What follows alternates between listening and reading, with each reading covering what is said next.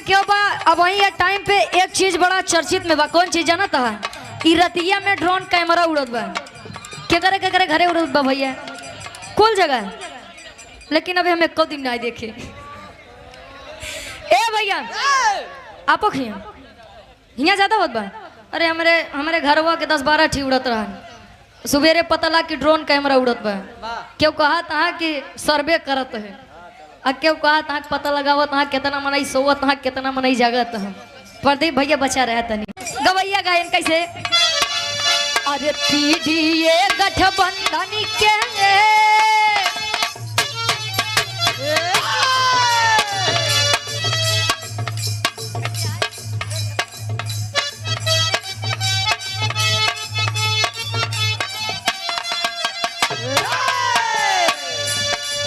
अरे हाली कराही 27 में जनता अभी ये भापता। हाल कराए 27 में जनता अभी ये भापता। हाल कराए 27 में जनता अभी ये भापता। अरे हाली कराही 27 में जनता अभी ये भापता। साइकिल वाली निसनिया दे, अरे साइकिल वाली निसनिया दे विरोधी थर थर कांपता। साइकिल वाले ने तने के बटने आधाई रहे नाले। साइकिल वाले ने तने के बटने आधाई रहे नाले। आप लोग देखियो बा अब वही टाइम पे एक चीज बड़ा चर्चित में बा। कौन चीज जाना था? ई रतिया में ड्रोन कैमरा उड़त बा। के करे घरे उड़त बा भैया कुल जगह, लेकिन अभी हम एको दिन नहीं देखे। ए भैया आपो खिया हिया ज्यादा होत बा। अरे हमारे घरवा के 10-12 ठी उड़त रहा। सुबेरे पता लगा कि ड्रोन कैमरा उड़त बा। क्यों कहा था कि सर्वे करत है, आ क्यों कहा था पता लगावत हाँ कितना मनई सोवत हाँ कितना मनई जागत है। प्रदीप भैया बचा रहा तनी बचा है कहे 2027 में पीडीए गठबंधन में आप लोग जुड़िए। एक लाइन पीडीए गठबंधन खातिर कैसे।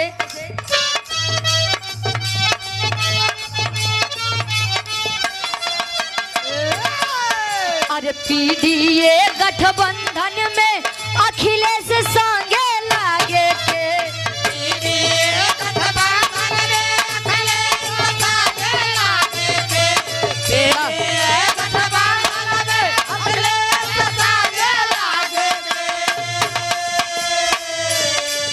अरे पीडीए गठबंधन में अखिलेश संगे लागे के। साइकिल वाली निसनिया के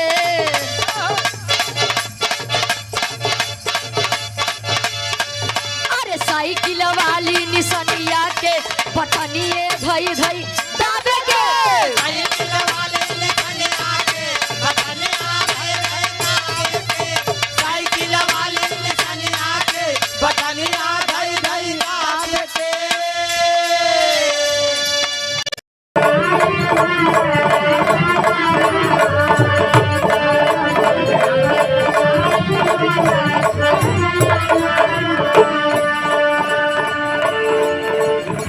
श्राप दिए अंधा अंधी नहीं बात है।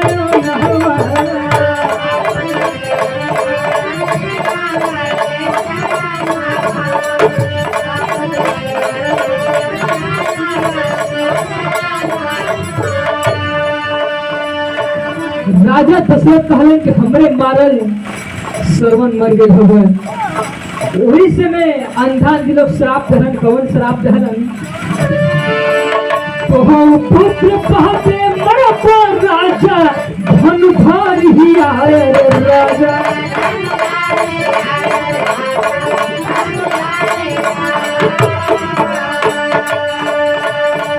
तो पुत्र कहते मर पर राजा धन भार ही आए राजा। धन भारिया हो मरी गई दोनों छटपटायन हो।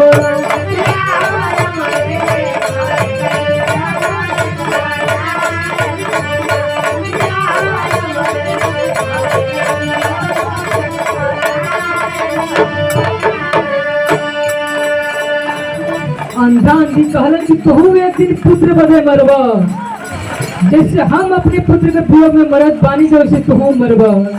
भैल का आइल समैया जब राम गए है पनहवा,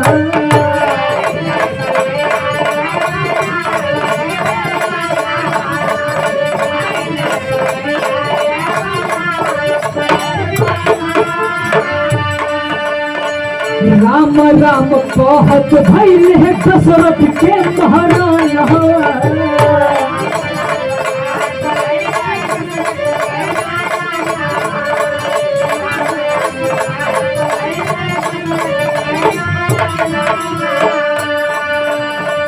हे बाबू, उस समय आई जब राम वन में गईलन,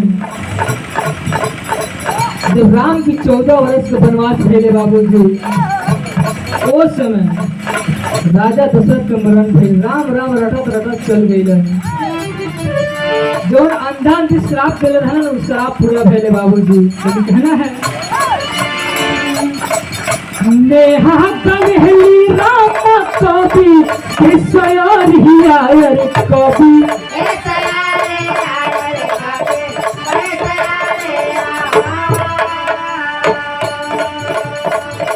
नेहा कन्हली राम कवि किसयार ही आयर कवि, किसयारिया हो कौन चंद श्री राम झुकायन होया।